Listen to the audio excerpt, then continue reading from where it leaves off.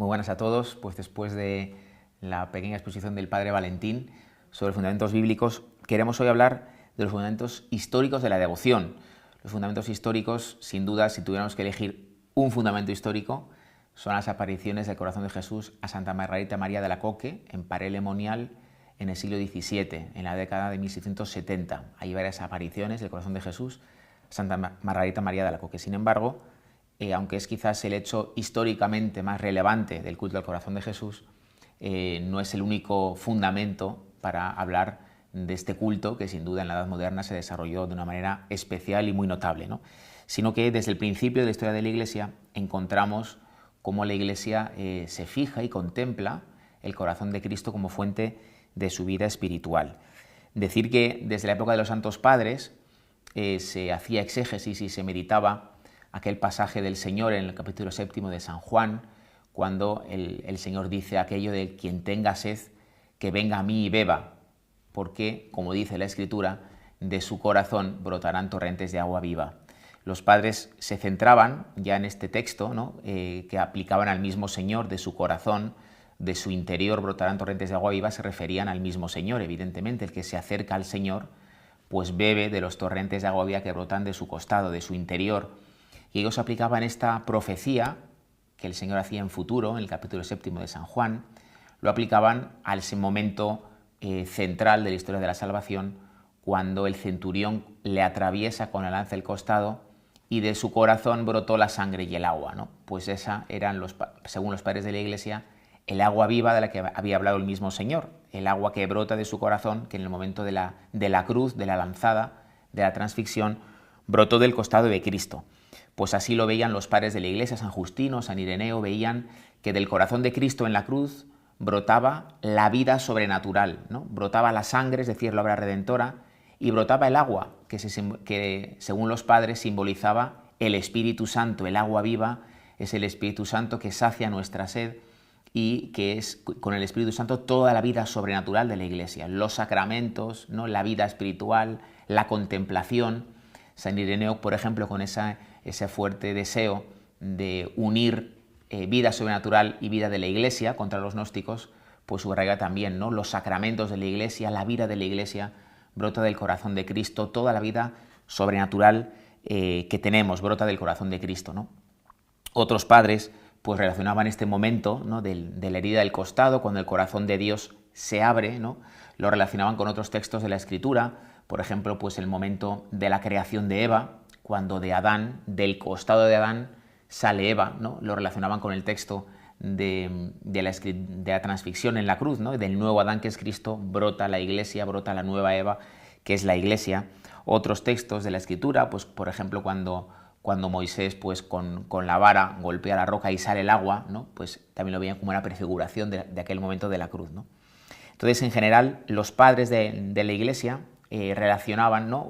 Hablaban del culto al corazón de Cristo, especialmente en este punto de la transfixión del corazón de Cristo por la lanza. Otros autores, por ejemplo Orígenes, interpretaban este texto de Juan 7, de su corazón brotarán torrentes de agua viva, no lo significaban con el corazón de Cristo, sino el corazón del creyente, ¿no? El creyente que se acerca a Cristo, que bebe de Cristo, del corazón del creyente brotan los ríos de agua viva. Son sin duda interpretaciones que no son contradictorias, sino complementarias. Sin duda de Cristo, del corazón de Cristo, brota la vida sobrenatural, y sin duda también del corazón del cristiano que ha bebido primeramente del corazón de Cristo, brota vida sobrenatural para comunicarla a otros, ¿no? Fruto de toda esta reflexión de los santos padres, en la Edad Media va a haber una paulatina evolución en donde en vez de fijarse de lo que sale del corazón de Cristo, que es el Espíritu Santo y la vida sobrenatural, en la Edad Media cada vez más la contemplación se va a ir adentrando en esa herida del costado. En vez de ver el agua que sale, se van a adentrar en el mismo Cristo, que es la fuente de ese agua. Y encontramos pues muchos contemplativos en la Edad Media que van entrando en la herida del costado, van entrando en los sentimientos del corazón de Cristo. ¿Por qué? Porque de ahí van a obtener la vida sobrenatural, ¿no? Quizás pues entre los autores, entre los teólogos medievales más importantes, tenemos que citar a San Bernardo, ¿no? Que es un gran contemplativo del corazón de Cristo y que se fija, ¿no? En esa herida de la llaga, en el amor herido de Cristo, que el cristiano debe de contemplar para comprender a Cristo, la herida, ¿no?, de su corazón, su herida afectiva por el pecado del hombre. Y luego pues vamos a encontrar grandes místicas en esta época, ¿no?, desde Santa Luzgarda, que es más en los primeros siglos medievales, hasta sobre todo las místicas de Helfta, ¿no?, Santa Gertrudis de Helfta, ¿no? En concreto luego Santa Gertrudis, por los devotos contemporáneos del corazón de Cristo, ha sido muy comentada, ¿no?, porque ella tuvo una vida mística muy intensa y muy desarrollada, con múltiples intervenciones extraordinarias de la gracia en su alma, y ella tuvo varias apariciones de Cristo mostrándole su corazón, y en concreto tuvo una visión en la que el apóstol San Juan le permitía a la santa entrar místicamente en la última cena y contemplar desde recostada en el corazón de Cristo, contemplar la escena de la última cena. Y dice Santa Gertrudis que ella misma le preguntaba al apóstol San Juan por qué no había hablado más en la Escritura del culto al corazón de Cristo, de lo que él mismo había vivido recostado en el corazón de Cristo en la última cena.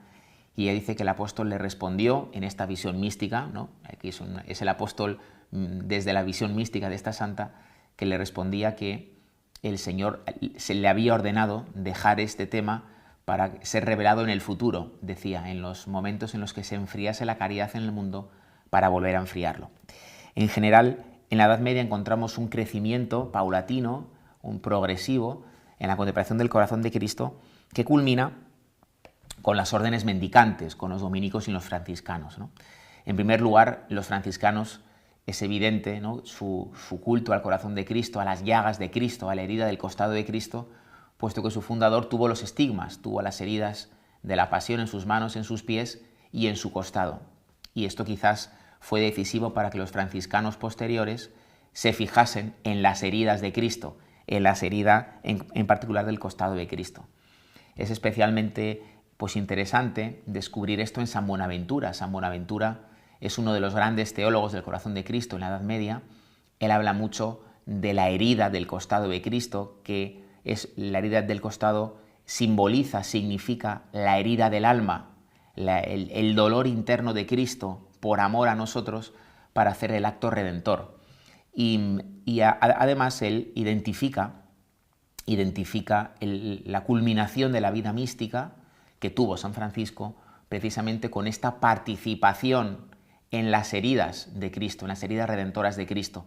Para San Buenaventura, San Francisco es el hombre que representa, el hombre que llega a la cumbre de la vida mística precisamente por esta identificación con las heridas de Cristo, que no son meramente las heridas externas, sino, como decíamos, son heridas externas que nos hablan de una herida más interior, una herida en el alma humana de Cristo, en el corazón, en el sentido de símbolo de los afectos, en el corazón como símbolo de lo nuclear del alma humana de Cristo, de la voluntad de Cristo, ¿no?, de su voluntad redentora. En ese sentido, San Buenaventura considera esta imitación, contemplación, unión con el corazón de Cristo, precisamente con la cumbre de la vida cristiana, ¿no?, como el colofón, como la última etapa de la vida mística, ¿no?, cuando él va hablando de las diferentes etapas del ascenso del alma a la vida contemplativa y a la cumbre de la vida mística, ¿no?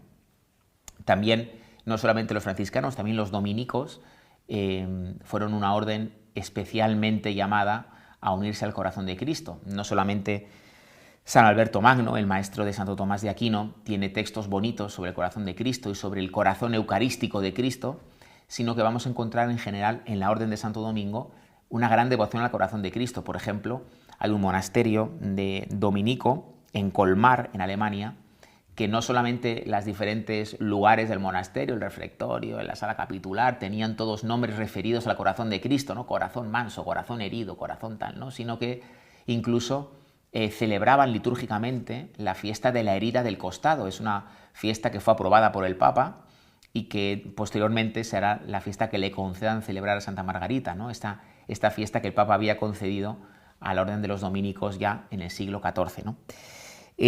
Podríamos decir que durante toda la Edad Media el culto al corazón de Cristo va creciendo, ¿no?, de una manera progresiva, se va extendiendo en la Iglesia, ¿no?, y algo que poco a poco, o sea, que al principio era vivido por unos pocos místicos, ¿no?, pues los padres de la Iglesia, algunas místicas medievales, Santa Luzgarda, Santa Hildegarda de Bingen, ¿no?, después Santa Catalina de Siena también, dentro de la orden de los dominicos, es algo que parecía que se estaba empezando como a popularizar en la Iglesia, ¿no? La aprobación de una fiesta litúrgica para los dominicos.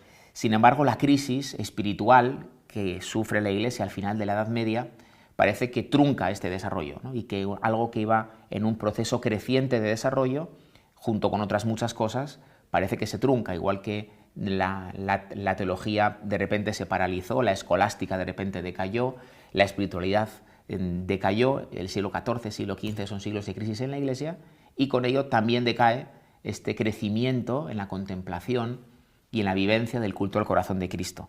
Encontramos, pues con la época de la Reforma, ¿no? Y de la renovación de la espiritualidad cristiana, pues de nuevo algunas referencias al corazón de Cristo, pues lo podemos encontrar y son estudios frecuentes, ¿no? Pues en San Ignacio de Loyola, cuando habla del conocimiento interno de Cristo, en Santa Teresa de Jesús, en San Juan de Ávila, son muy bonitas las reflexiones de San Juan de Ávila cuando habla expresamente del corazón de Cristo. Pero quizás el místico más importante de esta renovación moderna de la espiritualidad que habla del corazón de Cristo es el mismo San Francisco de Sales. Él tiene una carta muy interesante a Santa Juana Francisca de Chantal, con la que funda la Orden de la Visitación. Tiene una carta muy interesante en la que dice que ha tenido un sueño en el que ha pensado en este sueño, ha recibido como una inspiración de cuál tiene que ser como el símbolo de la nueva Orden de la Visitación. Y dice que cree que en ese sueño ha recibido la inspiración de que sea un corazón traspasado, ¿no? Y bueno, por eso se le considera también uno de los precursores del culto moderno al corazón de Cristo. También no podemos dejar de citar entre los místicos modernos que preparan el culto al corazón de Cristo, sin duda San Juan Eudes, ¿no? También un gran predicador y un gran difusor del culto a los dos corazones, al corazón de Jesús y al corazón de María. Y como digo, toda esta evolución que desde la época de los padres ha ido creciendo el culto al corazón de Cristo y que en la época moderna parece que se trunca y que solamente algunos místicos parecen retomar, en este contexto aparece una intervención extraordinaria de la providencia, ¿no?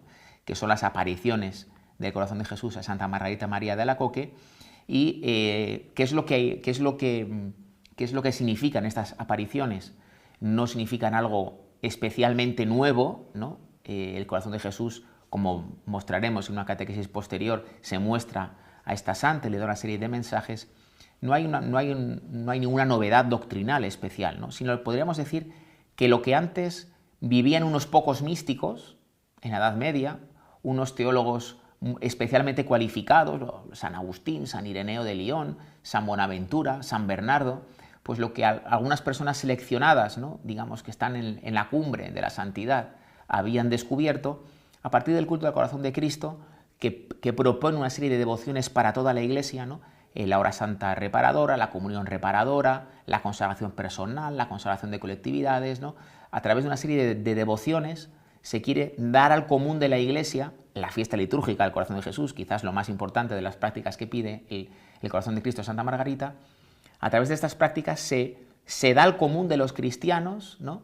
Lo que antes estaba reservado para unos místicos, ¿no? Es como que a través de unas devociones concretas quieren ser la puerta para que el común de los cristianos viva lo que antes solamente unos místicos habían descubierto o les había sido revelado, ¿no? Entonces, cuando hablamos de los fundamentos históricos, debemos hablar de todos estos autores, de todos estos místicos que han vivido de una manera singular, ¿no? Una relación con Cristo a través de la contemplación de su corazón, pero sobre todo, a partir de Santa Margarita María de Alacoque, la Iglesia recibe una luz para ayudar a través de una serie de prácticas concretas de devoción a que el común de los cristianos entre en el espíritu de esta devoción, en un nuevo modo de relacionarse con Jesús, donde sobre todo pues se habla de una relación de dar amor por amor, ¿no? De querer devolver al corazón de Cristo el amor que Él nos ha dado a nosotros y de esta manera colaborar con la obra de la redención. Pues le pedimos al corazón de Cristo que también nosotros entremos en esta contemplación de su corazón, que en estos tiempos que nos ha tocado vivir se abre a toda la humanidad. Ojalá que también nosotros podamos vivir de estas fuentes de agua viva que brotan de su corazón.